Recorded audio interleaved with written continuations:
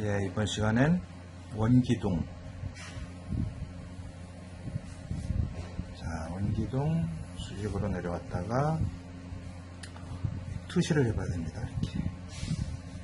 그래야지 밑에가 자연스럽게 나오고 빛이 오른쪽에서 온다. 그럼 한 이 정도서부터 이제 그늘지겠죠. 그러니까 그늘지는 부분에서 그림자가 나오죠. 또 저 뒤에서 이렇게 그림자 나오고 동그랗게 이렇게 되어 있습니다. 역시나 빛이 오른쪽에서 오니까 여기가 가장 밝고 중간면, 어두운 면, 반사광이죠. 그리고 그림자의 방향이라는 것은 빛이 지금 이렇게 이 그림상으로 보면은 물체보다 뒤에서 그림자가 나온 것처럼 되어 있는데 그게 아니고 실제는 약간 앞쪽에서 이렇게 반측면에서 빛이 들어오는 거죠. 그래서 여기가 중간면 가운데 제일 밝은 면이 되는 겁니다. 그렇게 됐을 때는 그림자가 앞으로 나오지 않고 약간 수평에서 뒤로 가겠죠. 그죠? 그리고 좀 더 그림자가 앞으로 온다면 그림자 역시 뒤로 쭉 넘어가는 겁니다. 아주 기본적인 것이지만 평생 그림을 한 번도 접해보지 않은 사람들은 그런 것조차도 생각을 안 해봤기 때문에 어려울 수가 있죠. 자, 이것은 노란색 단계로 한번 해보죠. 가장 밝은 노란색을 먼저, 그리고 밝은 수채화 같은 경우는 밝은 색을 좀 더 넓게 그려주는 게 좋아요. 제일 앞쪽을 하이라이트로 해서 살짝 남겨놓으시고 좀 더 넓게 이렇게 해주죠. 그리고 좀 더 어둡게, 좀 더 진하게죠. 어둡게라기보다는. 그래서 약간 겹쳐서 색을 이렇게 칠해줍니다. 자, 그리고 중간면에서 가장 밝은 면이죠. 좀 더 넓게, 또 좀 더 진하게 해서 양쪽으로 똑같은 톤으로 이렇게 어두워집니다. 경계는 아주 선명하게, 또렷하게, 꼼꼼하게 칠해주죠. 자, 그리고 노란색이 조금 더 어두워진다면, 이 노란색이 어두워질 때는 물론 그 옐로우카 황토색 계통을 칠해줘도 되겠지만은 통상적으로 우리가 생각하는 것은 주황색을 살짝 섞어주세요. 그럼 거기에 초록색을 약간 섞으셔도 돼요. 약간 해서 나온 이 색깔, 이것이 개통색으로 아주 자연스러운 중간색의 느낌이 됩니다. 또 주황색을 조금 더 섞고 초록색을 조금 더 섞어요.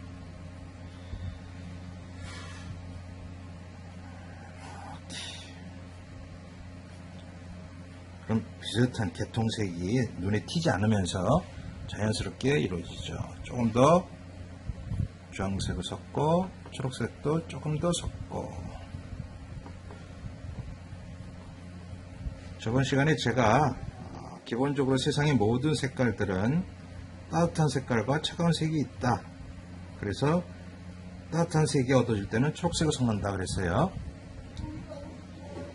그것이 잘 기억이 안 나시는 분들은 당연히 text의 설명만 들으면 기억이 안 나요. 그냥 지나면 그런가 보다 하고 생각했다가 이제 까먹어 버리죠. 그러니까 꼭 연습을 해야 된다는 것입니다.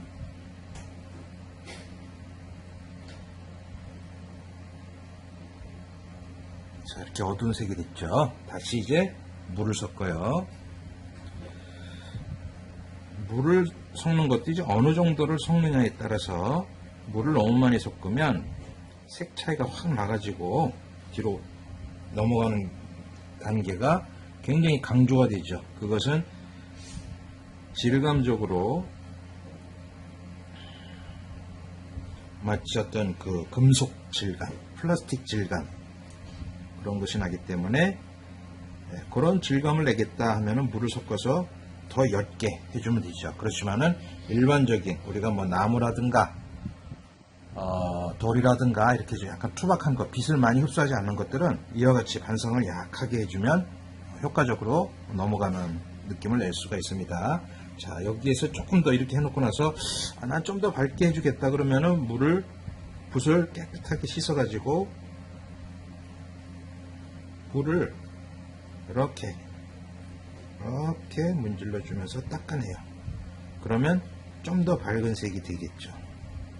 이것도 변칙이 아니라 수채화에선 기본적인 어떤 정통 스타일로 그렇게 그리고 있습니다. 자, 그림자. 아까는 브라운 레드에다가 초록색을 섞었는데 이제는 약간 청색에다가 약간 붉은색도 좀 섞어 색깔. 그 정도 색으로 한번 변화를 줘보죠. 항상 물체와 맞닿으면 가장 앞쪽이 가장 진해요. 한번 더 칠하면 좀 더 진해질 수가 있죠. 자, 이렇게 해주고 또 물 섞어서 큰 터치로 또 물 섞어서 이렇게 물이 고이면 붓에 물이 많다는 것이니까 걸레로 닦아내시고 또 여기서 경계 부분을 한 번 더 두세 번 터치를 하면 물감이 고여있는 것이 깨끗하게 닦이겠죠.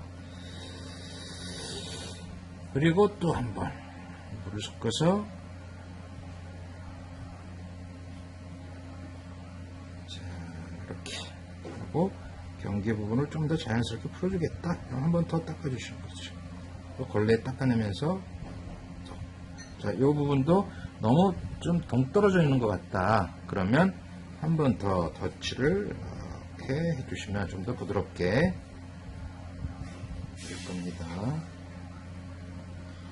자, 이렇게 해서 세상의 모든 원기둥의 변형 물체, 예를 들어서 컵을 그린다거나 아니면 원기둥 기둥을 그린다거나 파이프를 그린다거나 할 때 어떤 경우에서든 이런 식으로 표현을 하면 되죠. 자, 그 다음에 원뿔도 투시를 해 보셔야 돼요. 자, 빛이 역시나 오른쪽에서 온다. 그러면 그림자가 저 뒤로 이렇게 되겠죠. 자, 원뿔은 초록색 계통을 한번 해보죠. 우리가 나무를 그릴 때 팔레트를 조금 청소를 해야 되겠네요. 어쨌든 원기둥과 같이 아래쪽은 원기둥을 그리듯이 하지만 위쪽으로 가면서 형태가 좁아지고 있으니까 얇게 해서 하이라이트를 하나 딱 잡아줍니다. 터치를 한 번 더 해주셔도 돼요. 항상 밝은 면은 좀 더 넓게 색을 칠해줘라 그랬으니까. 그리고 초록색을 좀 더 많이 묻혀서 너무 뻑뻑하지는 말아야 되겠죠. 자, 항상 꼭지점에서 나와줘야 돼요. 이걸 직접 그려보면 사람들은 심리적으로 꼭지점이 불안하기 때문에 자꾸 옆구리에서 나오게 돼요. 그림을 그릴 때. 그렇게 하면 안 됩니다. 꼭지점에서 나오게 해주셔야 돼요. 그리고 연두색이 좀 더 진하면 이 쇳그린이라는 색이 있어요. 자, 또 그 색으로 끝에서부터 이렇게 속도를 조금 빨리 하시면 물이 약간 번지면서 경계가 좀 더 부드럽게 풀어지는 효과를 내줄 수가 있어요. 또 쇳그린 좀 더.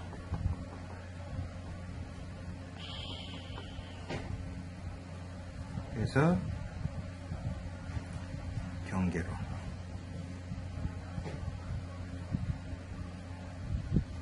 여기서도 그대로.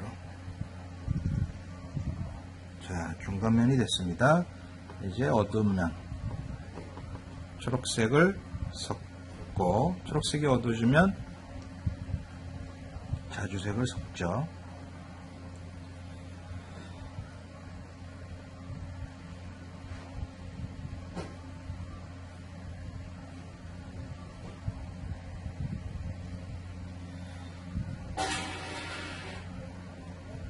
자, 또 자주색을 좀 더.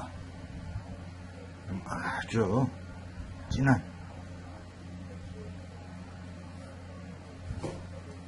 그늘진 색이 나옵니다. 이 풍경을 그릴 때, 우리가 나무를 그릴 때 이런 색의 개조를 지켜주면 그대로 나무를 표현할 수가 있는 것이죠. 다시 물을 섞어서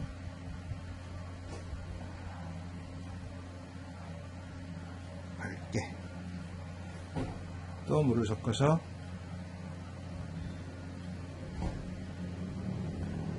밝게 한 번 더 칠해주면 경계를 부드럽게 해줄 수 있다 했어요.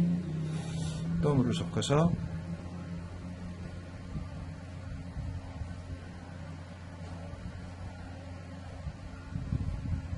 이렇게 반사광을 만들었습니다. 근데 여기서 보니까 여기서 여기까지 색깔 차이가 너무 크죠. 그런 것도 조금 속도를 늦게 하다 보니까 그런 결과가 나왔는데, 다시 수정을 하면 됩니다. 그 비슷한 그 과정의 색깔, 그러니까 샘그린과 초록색을 살짝 섞은 색깔로 다시 그 경계를 풀어주는 거죠. 또 물을 살짝 섞어서 살짝 풀어주면 좀 더 자연스럽게. 자, 또 그림자. 군청색에 약간의 붉은기를 섞어서 뭔가 봄날에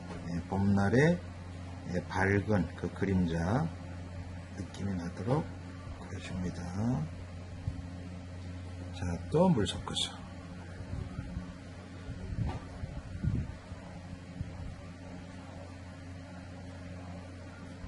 또 물 섞어서.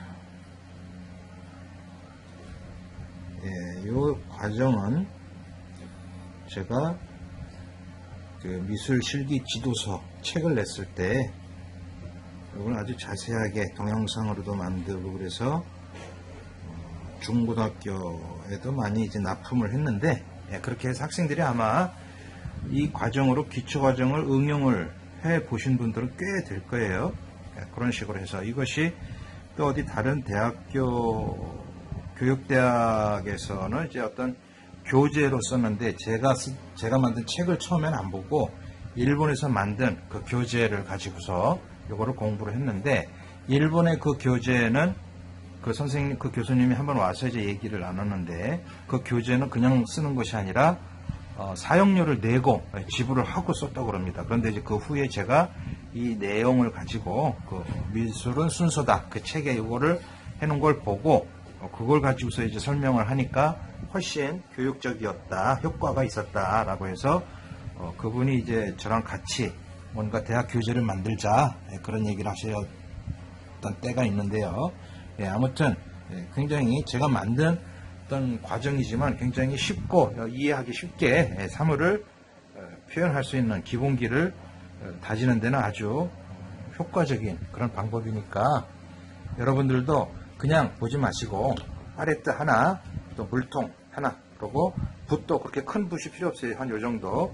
요게 한 3, 4호 정도 되는 붓인데, 물론 이제 붓이라는 것은 우리가 큰 종이에다가 큰 물체를 그릴 때는 큰 붓을 써야 되고 그 다음에 이제 그 작은 붓은 그 중간 과정을 그릴 때, 그리고 더 작은 세필은 이제 마지막 단계에서 더 묘사를 할 때, 아니면은 처음부터 아주 디테일한 묘사, 꽃 그림이라든가 이런 걸 할 때는 요거보다 더 작은 붓이 있어요. 뭐 2호, 1호, 2호 정도 붓을 가지고 처음부터 꼼꼼하게 그려내는데, 그렇게 하더라도 기본적으로 우리가 그림을 그리면서 알아야 될 것은 숲이 먼저 있고 그 다음에 나무가 있다는 것이죠. 우리가 자잘한 것을 처음부터 그리기 시작하면은 전체를 보지를 못하기 때문에 그림이 아주 답답하고 지루해요. 그러니까 처음에는 큰 붓으로 큼직큼직한 터치를 내주고 그 다음에 이제 그 안에 작은 나무들을 보면서 좀 더 작은 붓으로, 그리고 더 디테일한 것을 이제 앞쪽에 있는 부분에 더 선별적으로 그려서 뭔가 그림을 봤을 때도 시각적으로 앞에 있는 것과 그 뒤에 있는 것과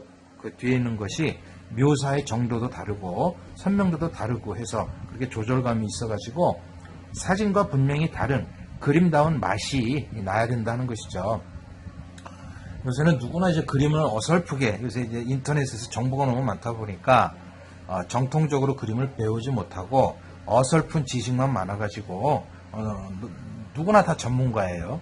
소위 뭐 옛날에는 뭔가 그 대학을 나온 그 화가가 어떤 얘기를 하면 그 전문가로서의 얘기를 귀담아 듣고 그랬는데, 요새는 뭐 각 대학마다 뭐 문화센터도 있고 그러니까 그냥 6개월 내고 문화센터 나오면 자기도 전문가가 됐다고 그림을 수십 년 그린 사람과 맞먹으려고 하는 그런 굉장히 잘못된 문화가 이루어져 있는데 그림은 어쨌든 겸손해야지 됩니다. 6개월짜리 그림을 그려놓고 10년, 20년 그림 그린 사람과 맞먹는다는 것 자체가 굉장히 잘못된 거죠. 기본적으로 상식적으로 우리가 알아도 그림을 어느 정도 그리기 위해서는 적어도 10년 이상의 그 연륜이 있어야지 내가 그림에 대해서 어디 가서 뭐라고 얘기할 수 있는 그런 정도의 내공이 쌓이는 것이지, 그 6개월 그리고 나서 뭐 자기도 뭐 전문가다 식으로 나선다면은 그냥 그 빈술에 덜컹대는 것 같이 한 10년 그림 그린 사람이 볼 때는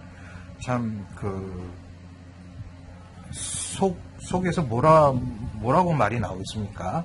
그런 어떤 겸손함을 늘 갖고 그림을 대하도록 하시면 좋을 것 같아요.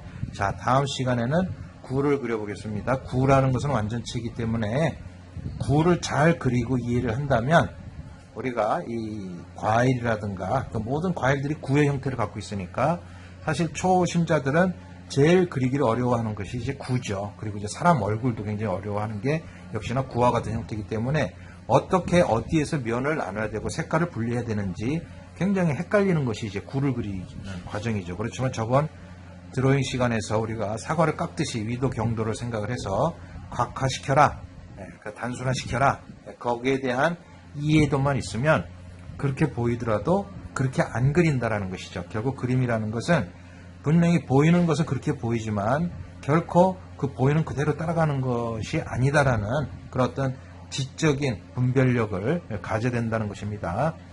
다음 시간에 구를 한번 그려보도록 하겠습니다.